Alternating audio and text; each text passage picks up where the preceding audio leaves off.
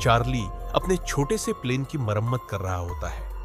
वही प्लेन जो उसकी पत्नी सारा ने उसे जन्मदिन पर गिफ्ट किया था। उस पल सब कुछ सामान्य लगता है, लेकिन खतरा अक्सर शांति के पीछे छुपा होता है। सारा उसे बताती है कि वह जल्द ही लंदन जा रही है, एक बिजनेस कॉन्फ्रेंस के लिए। वह चाहती है कि चार्ली भी उसके साथ चले। चार्ली मना कर देता है, काम का बहाना बनाकर।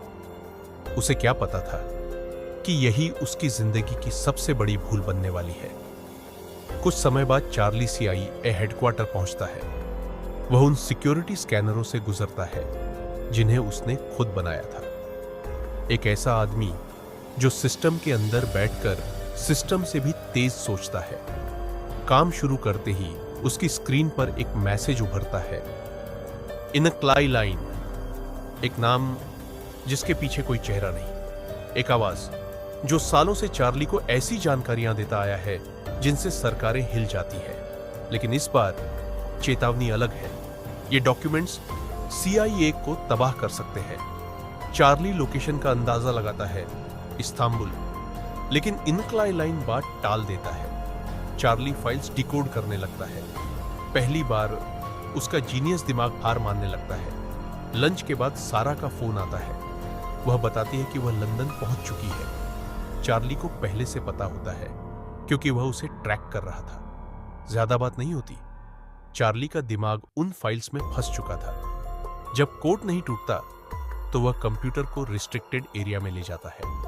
घंटों की मेहनत के बाद फाइल खुलती है और उसी पल चार्ली के चेहरे से रंग उड़ जाता है। ये डॉक्यूमेंट बताते हैं कि एक ड्रोन स्ट्राइक को आत्मघाती बम धमाके का रूप देकर छुपाया गया था। 150 लोग मारे गए थे और इस नरसंहार के पीछे था चीफ मोर, चार्ली का बॉस। रात को चार्ली सारा को कॉल करता है। फोन नहीं उठता। वह वॉइसमेल छोड़ देता है, अनजाने में। अगले दिन ऑफिस पहुंचते ही मूर उसे डायरेक्टर ओब्रायन के ऑफिस ले जाता है। वहां एक लाइन बोली जाती है जो चार्ली की दुनिया तोड़ देती है। लंदन के एक होटल में आतंकी हमला हुआ है और सारा मर चुकी है। चार्ली मानने से इनकार कर देता है। तभी टीवी ऑन होता है। 4 आतंकी, होस्टेज, 2 लाशें और फिर CCTV फुटेज में सारा मरी हुई। जब चार्ली घर लौटता है तो बाहर मीडिया और पुलिस का सैलाब होता है। अगले दिन वह मूर और कालिब से भिड़ जाता है। उसे यकीन नहीं होता कि लंदन जैसे शहर में आतंकी बिना किसी निशान के आ जा सकते हैं। कुछ दिन बाद सारा का शव और उसका सामान उसे सौंपा जाता है। सूटकेस खोलते ही एक गिफ्ट जो सारा ने उसके लिए खरीदा था। यही चार्ली पूरी तरह टूट जाता है, लेकिन यही दर्द उसे बदल देता है। धीरे धीरे चार्ली सिस्टम के खिलाफ जंग छेड़ देता है। कभी एलर्जी को हथियार बनाकर, कभी कांच के स्विमिंग पूल को कब्र बनाकर, कभी बमों से। हर मौत उसे अंदर से मारती है, लेकिन वह रुकता नहीं। इनक्लाई लाइन उसकी मदद करती है, एक हैकर जिसने अपने पति को CIA की साजिश में खो दिया था।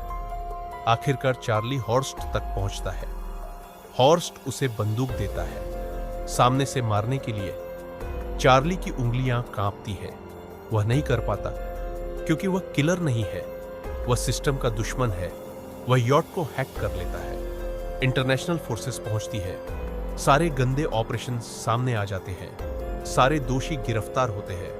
आखिर में चार्ली सारा की कब्र पर जाता है और फिर उस प्लेन को उड़ाता है जो सारा ने उसे गिफ्ट किया था। कहानी यही खत्म होती है, एक आम आदमी की जिसने पूरी दुनिया के सिस्टम को हिला दिया।